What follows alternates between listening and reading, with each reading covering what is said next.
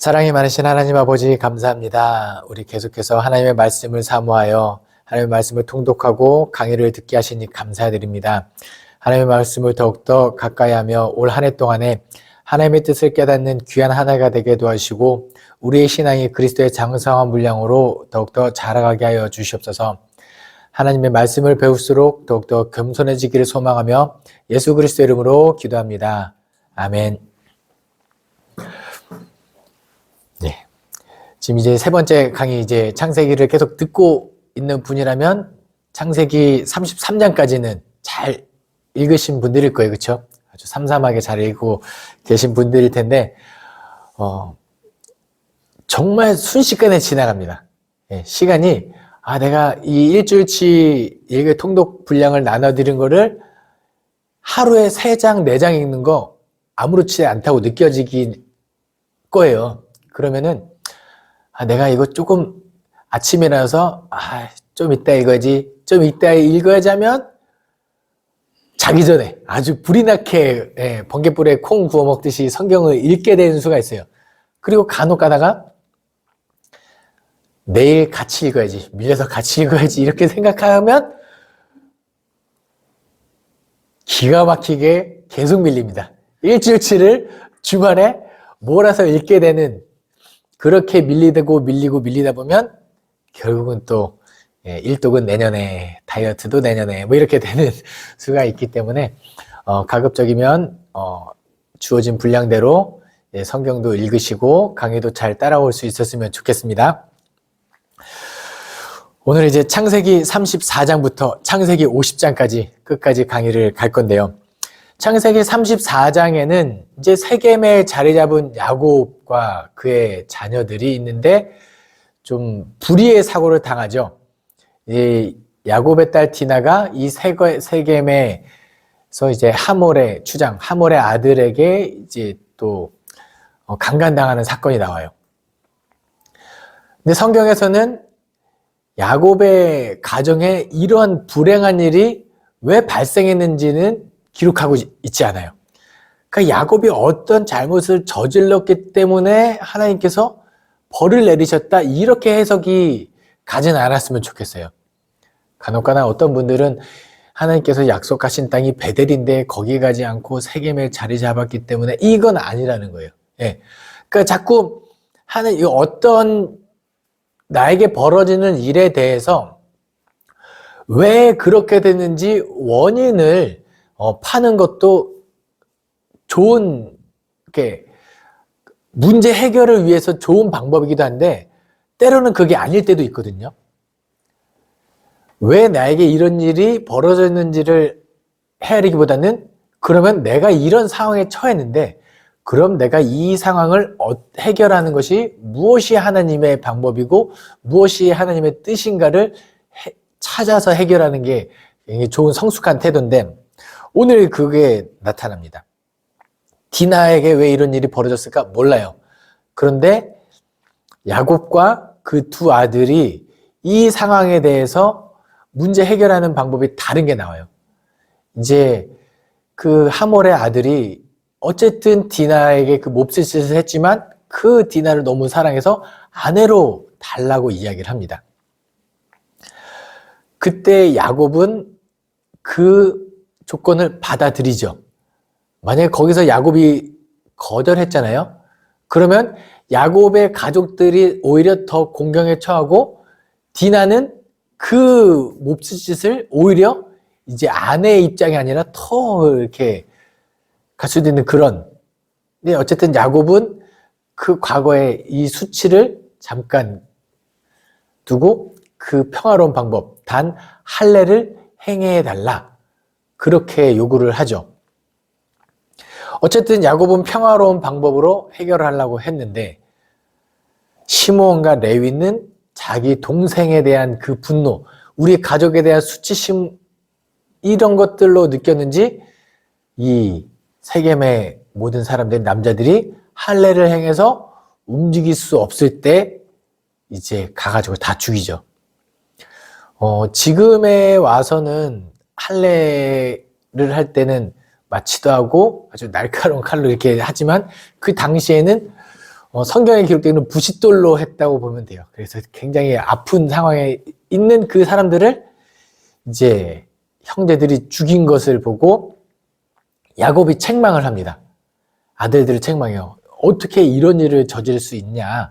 그러면서 이렇게 책망했을 때 형제들이 뭐라고, 그 시몬과 레위가 뭐라고 변명하냐면 31절에 그들이 이르되 그가 우리 누이를 창녀같이 대우함이 옳으니까 이렇게 변명을 해요. 근데 성경에서는 이 태도가 잘못됐다고 분명히 이야기하는데 뭐냐면 다른 사람보다 내가 덜 잘못했다고 해서 내가 의인이 되는 건 아니에요. 영화 올드보이라는 영화 있거든요. 거기 명대사 중에 뭐가 있냐면 큰 돌이든 작은 돌이든 작은 모래알이든지 물에 가라앉기는 마찬가지다. 그러니까 둘 다 죄라는 거예요. 그러니까 저들이 나보다 더 잘못했다고 해서 나의 행동이 정당화되지 않는 거예요. 의로운 행동이 될 수 없다는 거예요. 그래서 어쨌든 야곱의 아들들이 이 모든 일을 저질렀을 때 우리 더 이상 여기서 거할 수 없다. 빨리 짐 싸고 떠나자. 이렇게 된 거예요. 그럼 이제 떠날 곳을 생각해 보니까 야곱이 어디를 생각해내죠? 베델. 그래. 베델로 가자. 그러면서 35장을 가죠. 35장에서 베델로 가는데 완전 새로운 출발을 시작하는 거예요. 야곱의 가족들이 그렇게 됩니다. 창세기 35장 1절부터 5절에 하나님이 야곱에게 이르시되 일어나 베델로 올라가서 거기 거주하며 내가 내 형 에서의 낯을 피하여 도망하던 때에 내게 나타났던 하나님께 거기서 제단을 쌓으라 하신지라. 하나님께서 지시하신 땅으로 가는 거예요. 이게 새로운 출발인 거예요. 지시한 땅입니다. 야곱이 이에 자기 집안 사람과 자기와 함께 모든 일을 이르되 다 모든 것을 이방 신상을 버리고 자신을 정결하게 하고 의복을 바꾸어 입으라.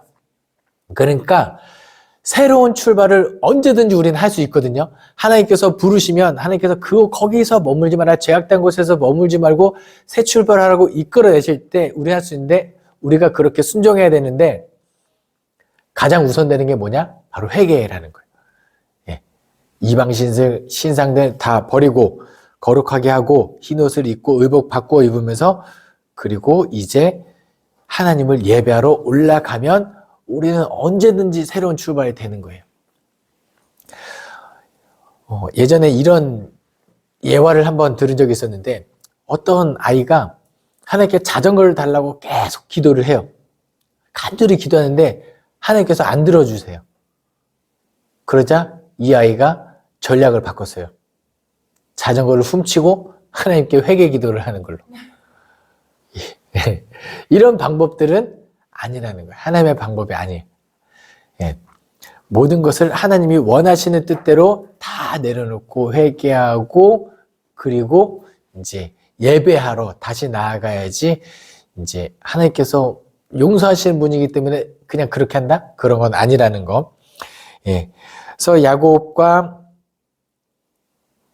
이렇게 하나님께서 지시한 땅으로 다시 베델로 올라가게 하고 이 모든 것을 회개하고 갔을 때 5절에 그들이 떠났으나 하나님이 그 사명 고우들로 크게 두려워하게 하셨으므로 야곱의 아들들을 추격하는 자가 없었더라.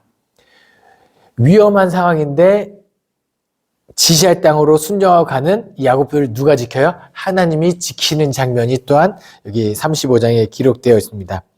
그리고 새로운 출발을 하는 야곱에게 언약이 회복되죠. 9절에서 13절에 야곱이 바단 아람에서 돌아오매 야곱에게 그들에게 복을 주사 이제 이름을 이스라엘이라 부르게 하겠다. 그리고 생육하고 번성하게 하겠다. 등등등 하면서 거기에 이제 기름을 붓고 제사를 드리고 그 베델에서 원래 벳엘이거든요. 하나님의 집이다라는 뜻이에요. 베델이. 그런데 다시 돌아와서는 엘 베델, 베델의 하나님 이렇게 해가지고 그 지명이 엘 베델까지 나오고 여기서 이삭이 죽는 장면까지 나옵니다. 그러니까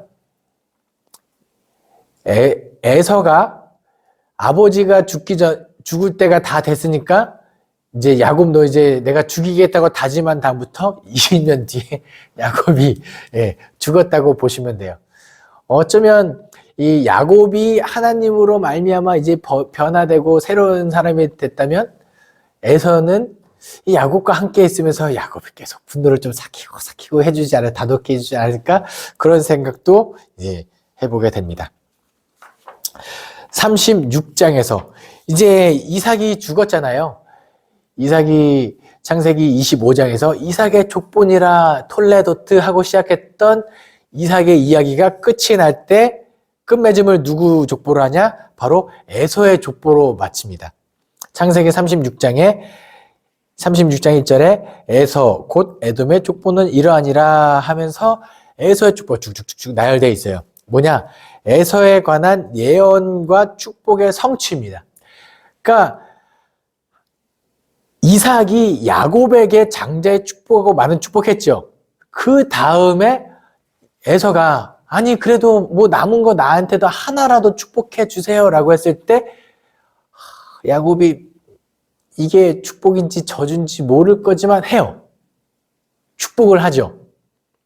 그리고 실제로 그 땅에서 그 에돔 땅에서 에서는 자리를 잡고 이제 에돔 족속의 시초가 될 정도로 축복을 받고, 그러니까 에서에 관한 예언과 축복이 성취되고 있는 것을 족보를 통해서 알려주는 거예요. 에서 역시 생육하고 번성한 거거든요.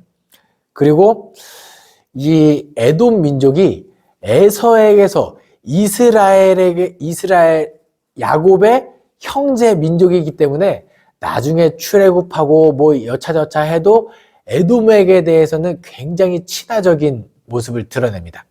근데 나중에 물론 이제 이스라엘이 에돔에게 잘했지만 에돔은 이스라엘에게 정작 위급할 때 와서 막 약탈해 가거든요.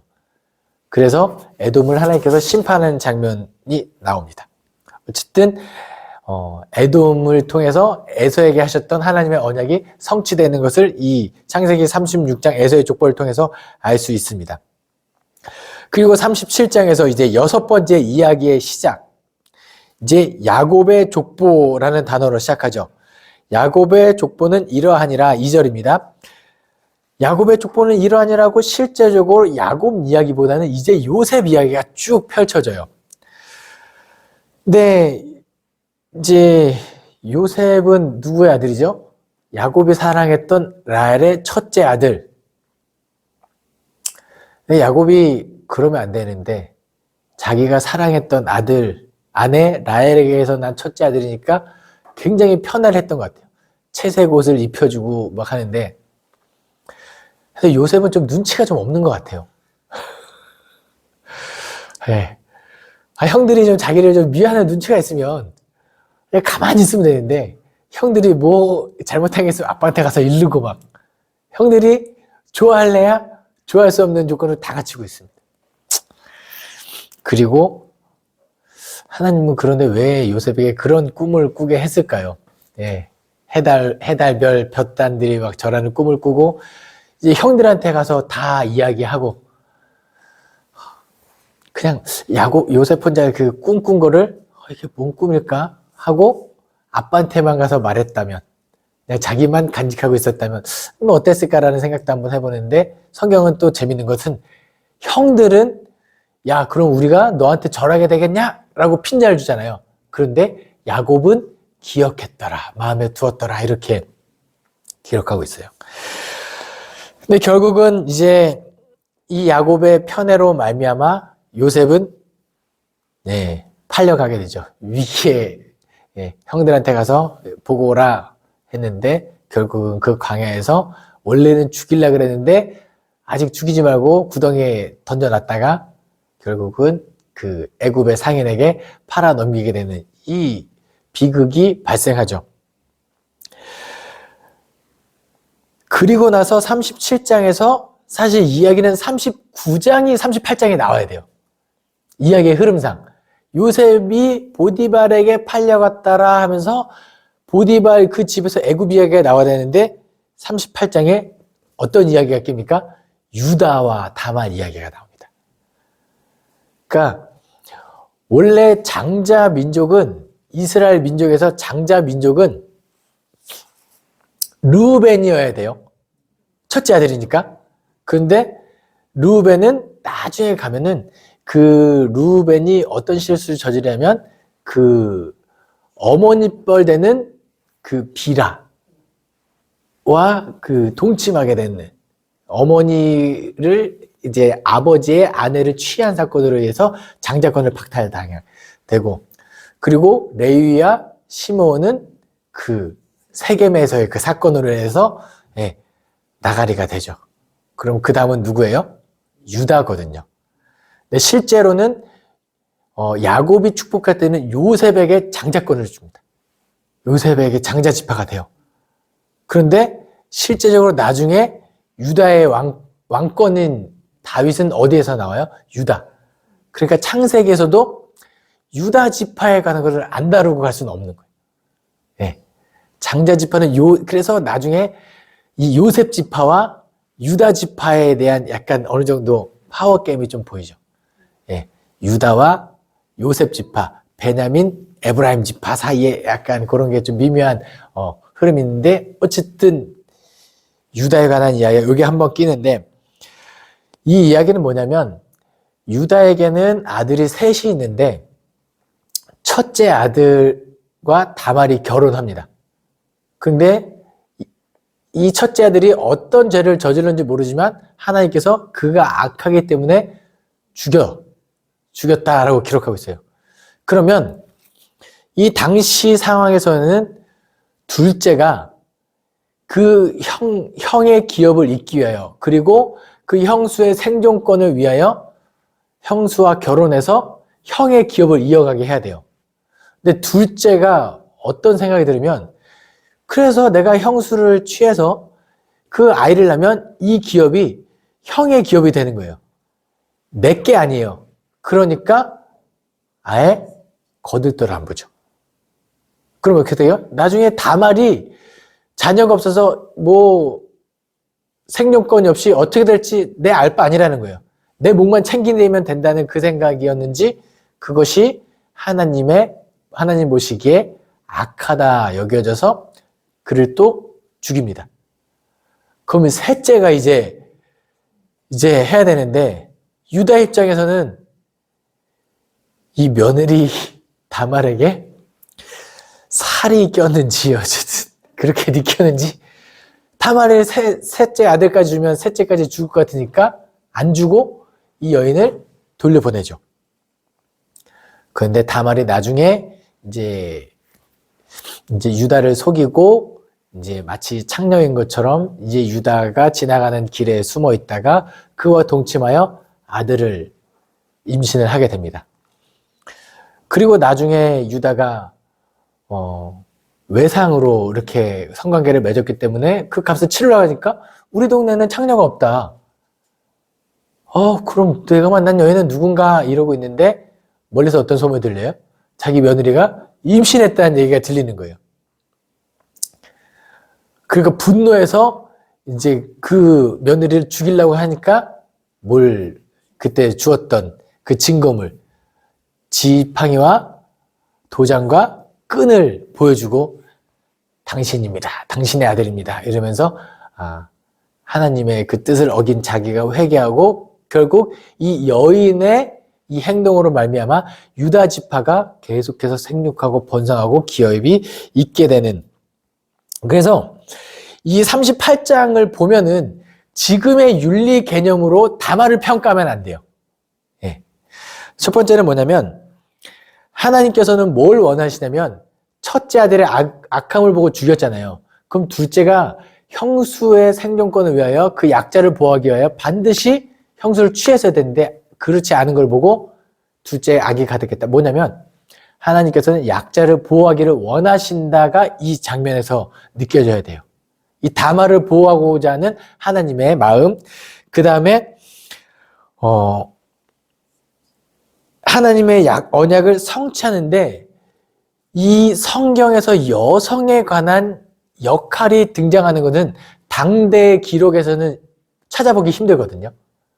그러니까 다 남성 중심의 어떤 이런 역사관과 이런 것들이 있는데 성경에서는 이 활약했던 여인들의 이야기가 기록되어 있는 것은 굉장히 드문 거예요. 그러니까 남존 여비 사상 이런 것들이 하나님의 개념은 아니다라는 거. 그리고 하나님께서 원하시는, 그리고 성경이 현숙한 여인 또는 훌륭한 여인으로 이렇게 평가되어지는 사람은 어떤 여인이냐면 적극적인 여인인 거예요. 그냥 내가 그냥 아들을 줄 때까지 기다리는 것이 아니라 적극적으로. 그러니까 뭐냐면 신앙생활도 이런 거예요. 그냥 하나님께서 은혜를 주시면 말고 안 주시면 말고 이런 게 아니라 적극적으로 하나님께 그 언약을 언약을 축복을 위하여 은혜를 받기 위하여 적극적으로 나아가는 모습을 하나님께서 원하신다까지 이 창세기 38장. 그러니까 오늘의 윤리 개념으로 보지 마시고요. 이 창세기가 처음에 읽혀졌던 그 당시의 사람들의 문화 속에서 이 38장은 해석되어지면 좋겠습니다. 자, 39장으로 다시 요셉의 이야기로 넘어가겠습니다. 창세기 39장에서는 요셉이 보디발의 집에서도 형통하였더라라고 기록하고 있는데 그 형통함의 비결을 임마누엘로 이야기를 합니다. 여호와께서 요셉과 함께 하심으로 그가 형통한 자가 되어 그의 주인 애굽 사람의 집에 있으니 그의 주인이 여호와께서 그와 함께 하심을 보며 또 여호와께서 그와 그의 범사에 형통하게 하심을 보았더라. 요셉은 그 노예로 팔려갔음에도 불구하고 형통했다. 그런데 여기서 한 가지를 더 생각해 볼 건 뭐냐면 하나님이 요셉과만 함께 하시는 하나님이냐, 하나님은 개인의 하나님이냐, 이건 아니라는 거예요. 하나님이 요셉과 함께 하신 것처럼 지금 강의를 하는 저와도 함께 하시고 강의를 듣는 여러분과도 함께 하실 거예요. 그럼 우리는 왜 요셉처럼 형통하지 못하는 것 같으냐? 왜 그럴까요? 하나님은 분명히 나와 함께 하시는데 우리가 요셉만큼 하나님과 함께하지 않기 때문이에요. 22절에 간수장은 그의 손에 맡긴 것은 무엇이든지 살펴보지 아니하였으니 이는 여호와께서 요셉과 함께 하심이라 여호와께서 그를 범사에 형통하게 하심이라. 이 하나님이 함께 하심으로 형통함이 나타나잖아요. 그런데 보세요. 하나님 앞에서 요셉이 어떤 태도를 취하냐면 보디발의 아내가 요셉을 유혹해요. 이게 눈 한번 딱 감고 죄를 저지르면 인생이 펴요. 보디발에게만 안 걸리면 돼요. 예. 아마 요셉을 제외한 다른 용모가 수려한 다른 종들 중에 누군가는 보디발의 아내의 유혹에 넘어간 사람들 분명히 있을 거예요. 거절할 수가 없거든요. 하지만 하나님이 요셉과 함께한 것처럼 요셉이 하나님과 함께했다는 증거가 어디 나타나냐? 9절입니다. 이 집에는 나보다 큰 이가 없으며 주인이 아무것도 내게 금하지 아니하였어도 금한 것은 당신뿐이니 당신은 그의 아내임이라. 그런즉 내가 어찌 이 큰 악을 행하여 하나님께 죄를 지으리이까. 아무도 보지 않는 것 같아도 하나님이 나와 함께 하시다는 것을 요셉은 인지하고 그 하나님과 함께하는 삶을 살았다는 거예요. 그러니까 임마누엘에 하시는 하나님께 우리도 함께해야 된다. 저 적극적으로. 이 요셉의 삶을 통해서 요셉은 그래서 함께했는데 왜 내 삶이 형통하지 않는지 잘 살펴보면 나는 정말 요셉만큼 아니더라도 내 하나님을 평소에 신경을 쓰고 사나? 이래서 가끔은 범죄할 때는 하나님이 나와 조금은 지금은 이 순간에는 함께하지 않았으면 좋겠다고 이렇게 생각할 때도 있을 만큼 우리가 죄를 짓고 살거든요. 그러면 안 된다는 거를 이제 요셉은 이야기하고요. 창세기 39장에서 재밌는 걸 제가 이 강의를 준비하면서 재밌는 걸 발견했는데 지혜 문학이라는 성경의 장르가 있거든요. 지혜 문학은 잠언, 전도서, 욥기, 이게 지혜 문학이에요. 뿐만 아니라 성경에서 말하는 지혜로운 사람은 누구인가, 지혜로운 자는 어떤 삶을 살아야 하는지가 쭉 나오고 있는데, 요셉이 나중에 꿈을 해석할 정도로 당대의 엄청난 지혜자의 모습으로 드러나잖아요. 그 지혜자로서의 요셉인데, 자 보세요. 첫 번째, 요셉은 하나님을 두려워하는 자, 하나님을 경외하는 자였다. 그는 젊을 때 창조주를 기억하였다. 요셉은 과연 그랬다는 것이 동의가 되시죠? 그리고 두 번째, 그는 맡은 일에 충실히 행하고 진리와 겸손을 저버리지 않았기 때문에 하나님과 사람 앞에서 은혜를 입고 귀중히 여김을 받았다. 그는 음란한 여자의 꾀임에 빠지지 않았다. 그는 지혜롭게 사는 자였지만 욥처럼 갑작스러운 재앙을 만나 나락으로 떨어지는 고통을 받았다. 그러나 그는 멸망하지 않고 다시 일어났다. 지혜자의 롤모델 요셉. 그럼 요셉은 어떻게 지혜자가 될 수 있는지 잠시 후에 나누도록 하겠습니다.